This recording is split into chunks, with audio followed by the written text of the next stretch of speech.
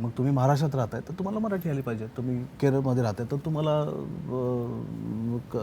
मल्याळम आली पाहिजे. प्रत्येक राज्याची एक भाषा ठरली होती. त्या राज्यात जर आपण व्यवसाय करत असू, त्या राज्यात जर आपण कायमस्वरूपी राहत असू तर आपल्याला त्या त्या राज्याची भाषा आली पाहिजे, इतकं सिंपल आहे. सगळ्यात महत्त्वाचं काय वाटतं की महाराष्ट्राला इतकं आजच्या काळामध्ये महत्त्व का आलं आहे.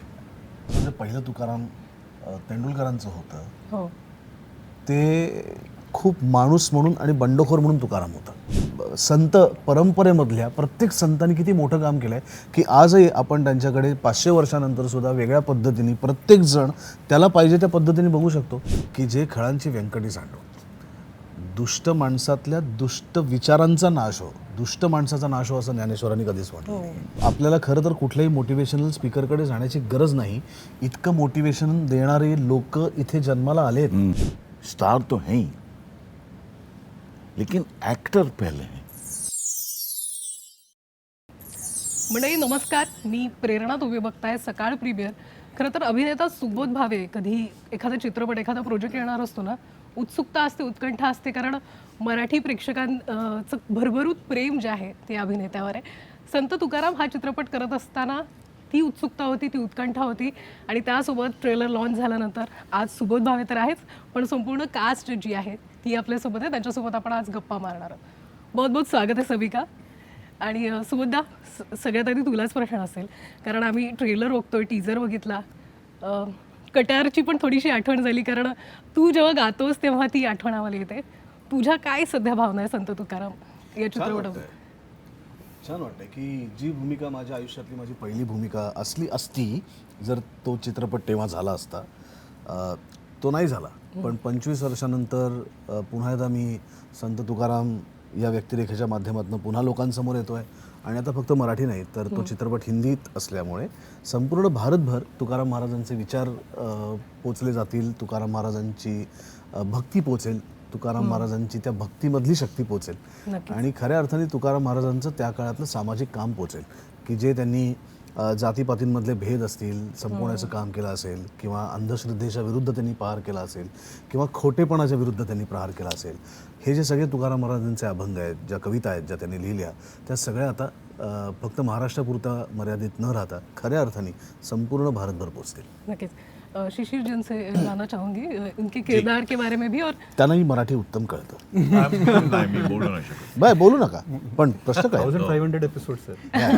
1500 एपिसोड टेलीविजन के हैं. लेकिन आपके किरदार के बारे में भी उत्सुकता है, और खास करके आज सभी जो है वो सुबोध भावे के बारे में बोल रहे हैं. आपने सुबोध का सर का क्या काम देखा हुआ था, या फिर उनसे किस तरह से प्रभावित हुए, वो भी आप अगर बता पाए तो. एक तो सुबोध सर जब सेट पे आते हैं वो इतनी तैयारी के साथ आते हैं. एक मिनट है. एक सेकंड. तुम्ही सुबोध म्हणा ना, सुबोध सर वगैरे कशाला? केवळ सकाळ मराठी मीडियामध्ये म्हणून सर म्हणायची गरज नाही. तुम्ही सुबोध म्हणा. सुबोध जी म्हणू का? नाही, सुबोध म्हणा. अरे सर, आप मराठी बोल लेते, आप मराठी में बता मजाक दीजिए. कर रहा हूं.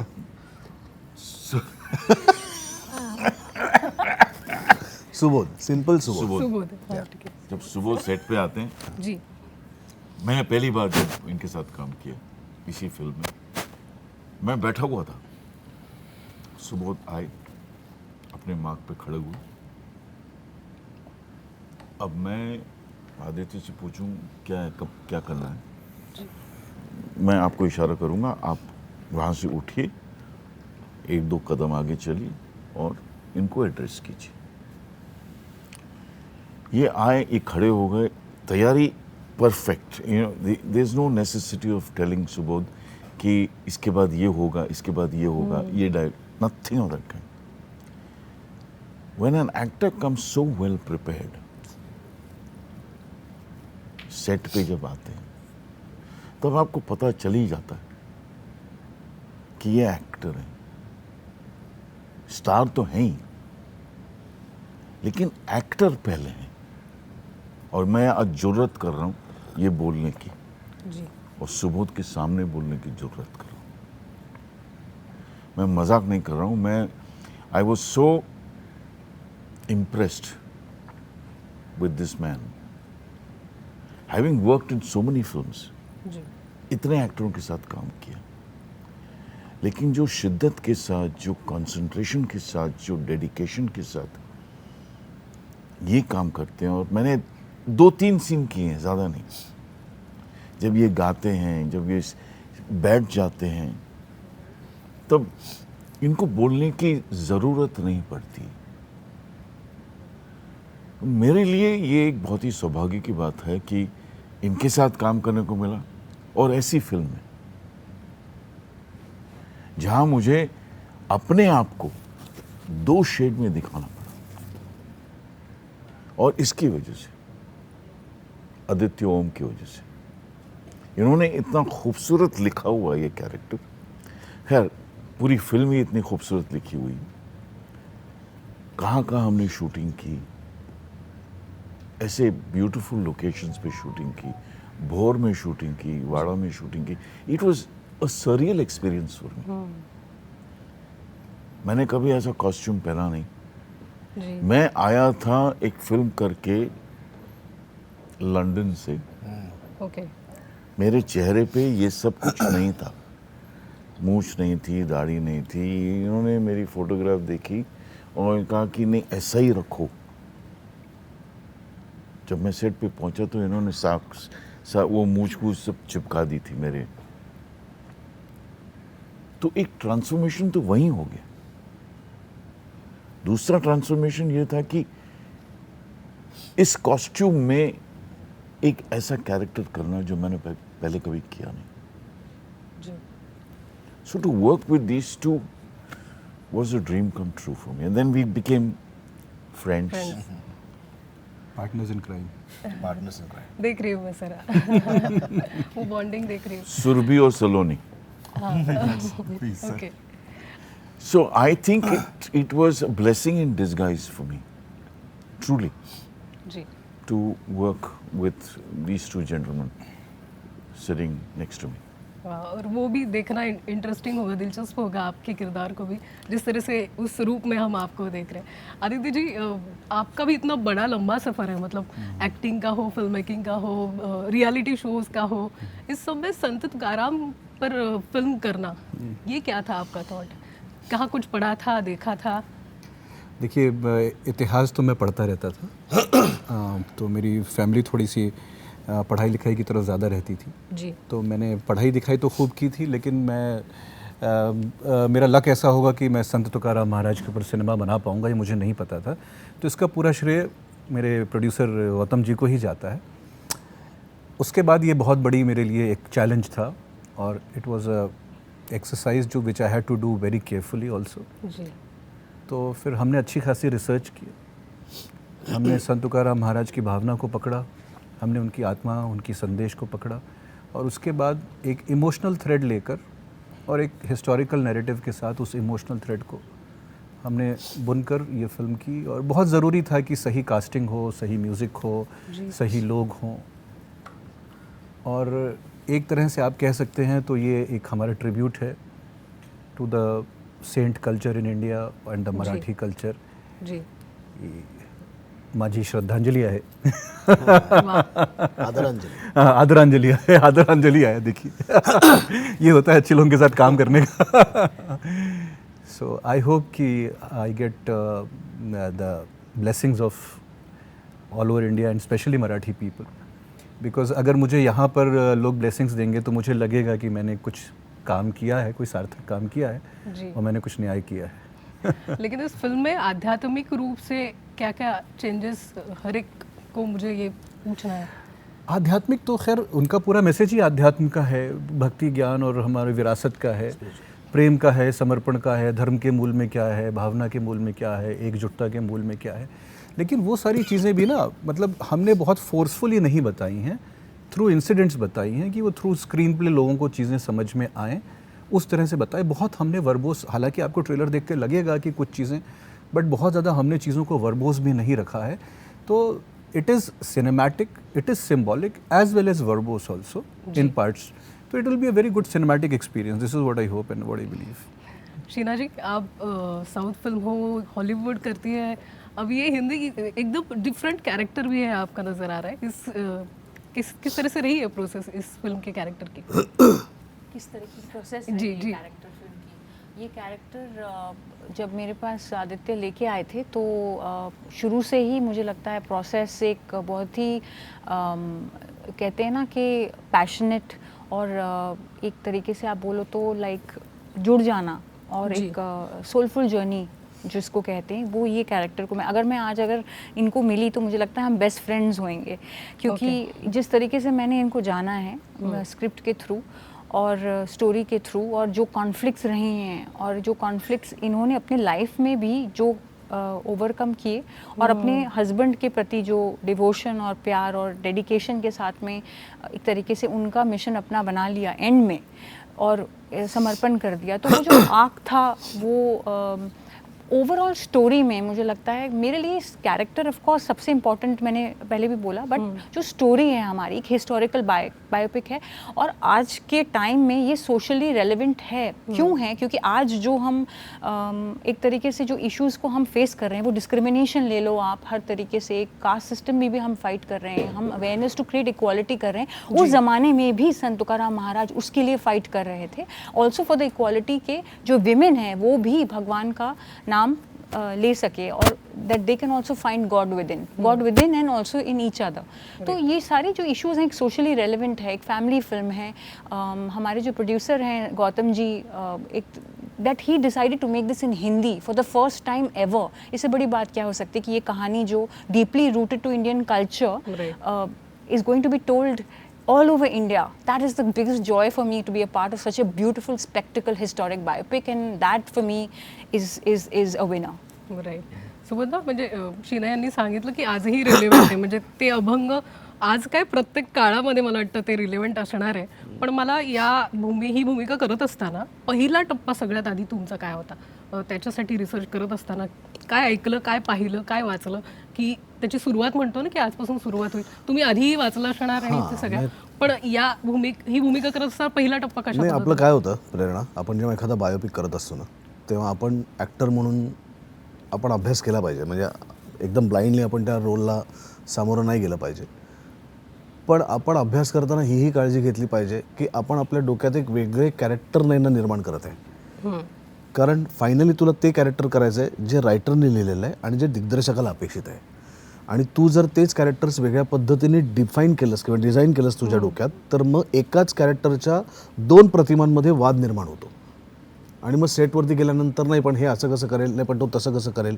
मला असं वाटतं तुला ॲक्टर म्हणून घेतलं आहे ते त्याच्या डोक्यातली आलेली पुढची प्रतिमा ठळक करून लोकांसमोर मांडायला घेतलं आहे. एकदा ही क्लॅरिटी आली ना की काम सोपं होतं. मग तू स्क्रिप्ट जास्त समजून घेतोस, त्यांनी जो विचार केला आहे तो जास्त समजून घेतोस. त्याच्या डोक्यात तुकारामांच्या किंवा कुठल्याही एखाद्या व्यक्तिरेखेच्या प्रतिमा कशा येत असतील, तो काय बघतोय, कुठल्याही सीन्समध्ये तुझं पार्टिसिपेशन कसं बघतोय, या सगळ्या गोष्टी तू जाणून घेतोस आणि त्याचा अभ्यास करतोस की हे मी माझ्याकडनं कसं आणू.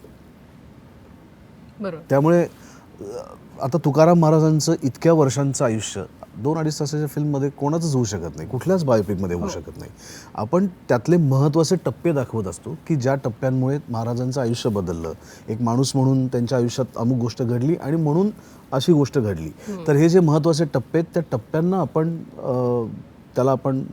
टच करत जातो आणि त्या टप्प्यांमधला जो माणूस आहे तो माणूस आपण जास्तीत जास्त लोकांसमोर आणण्याचा प्रयत्न करतो. त्यामुळे रिसर्च, अभ्यास, तुकाराम महाराजांचं वाचन आणि हे म्हणजे माझं वाचन असंही चालूच असतं. बरोबर. पण त्याहीपेक्षा महत्त्वाचं होतं की आदित्यने लिहिलेली स्क्रिप्ट आणि दिग्दर्शक म्हणून त्या स्क्रिप्टच्या पाठीमागचा त्याचा विचार समजून घेणं, ही सिनेमा करण्यापाठीमागची निर्मात्याची भूमिका काय नेमकी ती समजून घेणं. आणि विष्णुपंत पागनीसांनी तुकाराम महाराज केलेत, त्यांच्या तुकाराम महाराजाला आजपर्यंत कोणी बीट करू शकलं नाही आणि याच्यानंतरही करू शकणार नाही. त्यामुळे कोणीतरी केलेल्या ह्याच व्यक्तिरेखेला कॉम्पिटिशन करण्याचा संबंधच नाही. कारण प्रत्येक कॅलेंडरवरच विष्णुपंत पागनीसांचा फोटो आहे. इतके ते एकरूप झालेत महाराजांशी. माझा मित्र जितेंद्र त्यांनी फार अप्रतिम भूमिका केली. त्याच्यामुळे ह्या दोघांशी कुठेतरी तुलना होणार किंवा तुलना होईल ही गोष्ट होतीच डोक्यात.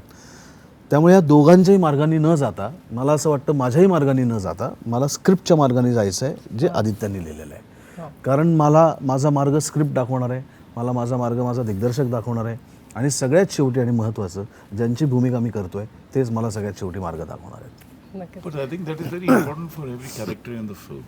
जी.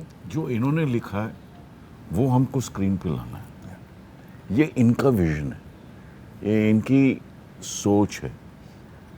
हमारी सोच कुछ और हो सकती थी या हो सकती है, वो अलग बात है, जी लेकिन जो इनकी सोच है वो ज़्यादा महत्वपूर्ण है। इनकी सोच को पर्दे पे लाना, इनका जो विजन है, इनकी जो कहना चाहते हैं स्क्रिप्ट के दौरान या कैरेक्टर ड्रिवन के दौरान, वो क्या है वो समझना बहुत ज़रूरी है। आता माझं जे पहिलं तुकाराम तेंडुलकरांचं होतं हो ते खूप माणूस म्हणून आणि बंडखोर म्हणून तुकाराम होता. त्यामुळे ते जर तुकाराम मी केलं असतं तर त्याच्यातलं तुकाराम महाराजांचं कॅरेक्टर पूर्ण वेगळं होतं. बरोबर पण हे तुकाराम महाराजांचं कॅरेक्टर पूर्ण वेगळं आहे. ह्या दोन्हीमध्ये मी गल्लत करता कामा नये.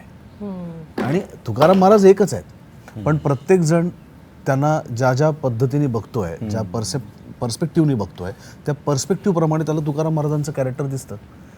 म्हणजे मुळात त्या माणसाने किती काम केलंय, मुळात त्या संत परंपरेमधल्या प्रत्येक संतांनी किती मोठं काम केलंय की आजही आपण त्यांच्याकडे 500 वर्षानंतर सुद्धा वेगळ्या पद्धतीने प्रत्येक जण त्याला पाहिजे त्या पद्धतीने बघू शकतो. प्रभातवाले वेगळे बघू शकतात, चंद्रकांत कुलकर्णी वेगळं बघू शकतात, विजय तेंडुलकर वेगळं बघू शकतात आणि आदित्य ओम पण वेगळं बघू शकतो.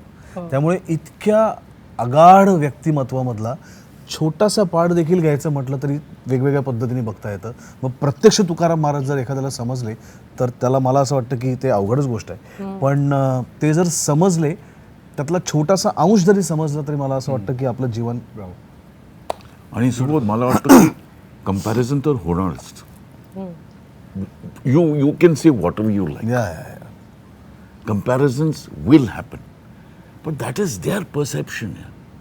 We don't have nothing to do with the comparisons. Right. He has done what he has written. He has done what his vision is. So he has to go by what he Aditya thinks. Right. पण मला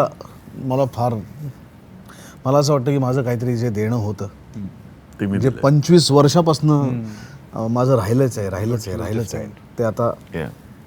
तो role मी, त्यांची व्यक्तिरेखा मी साकार केली. पण तुम्ही सांगितलं की प्रत्येकाचा एक वेगळ्या दृष्टिकोनातून संत तुकाराम कळत गेले. ते तुम्ही कोणता अंश जो आहे तुम्हाला तो सगळ्यात जास्त कनेक्ट वाटला आणि भूमिका करताना त्याचा? मला पर्सनल सुबोध भावे म्हणून कुठला वाटला तो सोडून देऊया. चित्रपटात जो आलेला आहे तो भक्ती मार्गाचा आहे आणि या भक्ती मार्गातनं अतिशय प्रेमाने मला सगळ्यात महत्त्वाचं काय वाटतं की महाराष्ट्राला इतकं आजच्या काळामध्ये महत्त्व का आलं आहे. महाराष्ट्राला इतकं आजच्या काळामध्ये महत्त्व अशासाठी आलं आहे कारण ही सगळी मंडळी महाराष्ट्रात आली. संत ज्ञानेश्वर, संत नामदेव, एकनाथ महाराज, चोखा मेळा, जनाबाई, तुकाराम महाराज, ही सगळी मंडळी इथे आली आणि या संतांमुळे या भूमीमध्ये फार सुंदर असं बीज रोवलं गेलं जे प्रेमाचं होतं, जे सर्वसमावेशक वृत्तीचं होतं. छत्रपती शिवाजी महाराजांना देखील या संतांच्या विचारसरणीचा फायदा झाला राष्ट्र उभं करताना. त्यामुळे हे बीज इथे जे एकमेकांच्या विषयी प्रेमाचं, एकमेकांच्या विषयी वात्सल्याचं, एकमेकांविषयी ममतेचं, एकमेकांविषयीच्या सहजीवनाचं जे बीज संतांनी इथे पेरलं आहे ते महाराष्ट्रात असल्यामुळे आज महाराष्ट्र प्रत्येकाला हवा असं वाटतं. तर मी काय वृत्तीने बघतो, सुबोध भावे म्हणून वाचताना तुकाराम महाराज माझ्या डोळ्यासमोर कसे उभे राहतात हा मुद्दाच नाही आहे. आदित्यच्या डोळ्यासमोर काय उभे राहतात तोच सगळ्यात महत्त्वाचा मुद्दा आहे जर मला चित्रपट करायचा आहे. अगदी. So because they are saying all about my vision, I'll just add and finish. Yes, yes, I'll please. just what I basically feel is that cinema is not only content creation, right. it is also consciousness creation. तो हम कोई भी कहानी कहते हैं तो हर कहानी में चाहे कितनी एंटरटेनमेंट कहानी कहें, कोई भी कहानी ऐसी है नहीं जिसमें संदेश ना हो. जी. हर कहानी में एक मॉरल एक चीज़ होती है. तो हर कहानी एक चेतना का भी निर्माण करती है. हो सकता है फिल्म की कोई एक लाइन किसी के जीवन बदल दे, किसी फिल्म की या किसी एक इंसिडेंट. तो उस इंटेंशन के साथ कि cinema is also about entertainment but it is also about consciousness creation. I have made this. Right right. आणि तेच सुबोध यांनी जसं मेन्शन केलं की तुमचा जो पॉईंट ऑफ व्ह्यू आहे, तुम्हाला जे मांडायचं आहे ते या चित्रपटात बघणं महत्त्वाचं ठरणार आहे. या जी आपने कितनी फिल्में आपने सॉरी सर आपने गांधी जी के ऊपर कितनी फिल्में कितने नाटक देखे हैं, है ना. आपने वैसे ही छत्रपति शिवाजी महाराज के ऊपर कितनी फिल्में, कितने पर्सपेक्टिव्स, कितने नाटक देखे हैं। जी बिल्कुल। आपने वैसे ही सारे महापुरुषों के ऊपर ना, और बहुत खूबसूरत बात यह है कि महाराष्ट्र में और मराठी कल्चर में खुल के बात होती है और हर चीज़ों के ऊपर बहुत सारी चीज़ें आती हैं। ये बहुत अच्छी बात है। तो उसी तरीके से ये एक आप कह सकते हैं कि ये बहुत अच्छा हुआ। क्रेडिट भी तो भी मेरा, अगर कोई डिस्क्रेडिट भी तो उसमें से किसी का नहीं हो, मेरा ये डिस्क्रेडिट भी। आणि त्यातला सगळ्यात महत्त्वाचा मुद्दा मला कायम वाटतो संतांच्या विचारसरणीतला, की जे ज्ञानेश्वरांच्या अभंगांमध्ये सुद्धा आहे, पसायदांमध्ये सुद्धा आहे, की जे खळांची व्यंकटी सांडो, दुष्ट माणसातल्या दुष्ट विचारांचा नाश हो, दुष्ट माणसाचा नाश हो असं ज्ञानेश्वरांनी कधीच म्हटलं नाही. आणि तुकाराम महाराजांनी सुद्धा, अगदी मंबाजी असेल किंवा यांचं देखील कॅरेक्टर तर त्याच्याविषयी मी सांगत नाही, तर या सगळ्यांशी विचारांचा झगडा करताना त्या माणसाबद्दल कधीच वाईट चिंतलं नाही. अगदी. त्या प्रत्येकाबद्दल त्यांच्या मनामध्ये प्रेमच होतं. ते ज्या विचारांनी समाजाला चुकीच्या दिशेने नेत आहेत त्या विचारांवरती त्यांचा प्रहार होता. माणसाबद्दल त्यांना कधीच असूया, क्रौर्य, हिंसा असे कुठलेही विचार नव्हते. मला असं वाटतं ते विचारांवरती प्रहार करण्याचं काम तुकाराम महाराजांनी त्या काळात केलं, जे विचार इथल्या लोकांना एकत्र आणू देत नव्हते. नक्कीच. पण आजकालच्या काळात आपण ते मोटिवेशनल स्पीकर हम कहते हैं और ये सब, अगर ये अभंग जो सब है डिकोड कर दे तो उसमें ही सब सार है. प्रश्नच ते त्यांच्या पूर्ण म्हणजे आपल्याला खरं तर कुठल्याही मोटिवेशनल स्पीकरकडे जाण्याची गरज नाही. इतकं मोटिवेशन देणारे लोक इथे जन्माला आलेत, त्यांचं चरित्र वाचलं तरी तुम्हाला आपोआप मोटिवेशन मिळेल. तुम्हाला दुसरीकडे फिरण्याची गरज नाही है. और बहुत खुशी की बात है ना कि आप आज इंस्टाग्राम पे जाइए, यूट्यूब पे जाइए, तो बहुत सारे शॉर्ट्स हैं संत तुकाराम महाराज के, सेइंग्स के, और बहुत सारे हैंडल्स हैं सर जो चल रहे हैं. जी. तो it's good that youth is connecting विद दिस एंड सोशल मीडिया का एक अच्छा भी, ये भी अच्छा उपयोग हो रहा है. It is good that. और आपके किरदार के बारे में, मम्मा जी के किरदार के बारे में आपका किस तरह से रहा अनुभव? बहुत अच्छा अनुभव रहा. मम्मा जी, जैसा कि आप जानते हैं कि वो संत तुकाराम महाराज के जीवन में रोड़े लगाने वाला व्यक्ति है. जी. और इसके लिए मैं, मेरे जैसा नया नवेला एक्टर कह सकता है कि इसके लिए मैंने ये तैयारी की, वो तैयारी की, अपने आप को रूम में बंद कर दिया. लेकिन मैंने सुबोध दादा से एक बात सीखी कि आप उनकी तैयारी, वो शो ऑफ नहीं करते अपनी तैयारी का. आपको लगता ही नहीं कि वो कुछ तैयारी करके आए होंगे, और द मोमेंट एक्शन होता है और आप देखते हैं कि कुछ नया अवतार अवतरित हो गए हैं, कुछ अलग. टोटली. हाँ, बिल्कुल कुछ ये कभी भी आपको नहीं लगेगा कि, है ना, लोग कहते हैं कि किनारे में बैठ के एकदम अपने कैरेक्टर में घुसे हुए हैं और उससे बाहर नहीं निकलना चाहते. शॉट हुआ, आके वही कप सड़का शुरू, शॉट में गए तो लगा कितना भी इंटेंस शॉट हो, वो दिखाता है वो कितनी तैयारी के साथ आते हैं, और वो उनकी तैयारी इनर होती है, वो शो ऑफ वाली तैयारी नहीं होती है. तो मेरा भी अभिनेता के तौर पे मेरे लिए उत्सुकता की बात थी कि मैं कुछ एक अलग कैरेक्टर कर रहा हूँ, और उसके लिए जो एक बेसिक होना चाहिए एक्टर का, वो डायरेक्टर के सामने सरेंडर कर दीजिए और कैरेक्टर को सरेंडर कर दीजिए तो चीज़ें निकल के आ जाती हैं. तो वैसा कुछ करने की कोशिश की है मैंने, बाकी ऑडियन्स के ऊपर है. नक्कीच. सगळीकडनं कौतुक होते सुबोधदा, आम्हालाही खूप छान वाटतं. सगळीजण तुमच्याबद्दल सांगतायत आणि अर्थात ते बघणं महत्त्वाचं ठरेल चित्रपटात. पण सध्याचा अर्थात हा हे प्लॅटफॉर्म नाही, पण सध्या सगळ्यात महत्त्वाचा मुद्दा तो म्हणजे मराठीबद्दलचा जो बोलला जातो त्याच्याबद्दल तुम्हाला काही सांगायचं वाटतंय का? मला असं वाटतं की हा चित्रपट हे त्याला उत्तर आहे. आणि मी काही सांगावं, 75 वर्ष आधीच आपल्या राज्यघटनेत भाषावर प्रांतरचना झाल्यानंतर प्रत्येक राज्याची एक भाषा ठरली होती.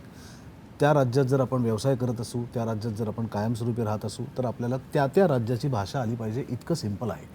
मग तुम्ही महाराष्ट्रात राहताय तर तुम्हाला मराठी आली पाहिजे, तुम्ही केरळमध्ये राहताय तर तुम्हाला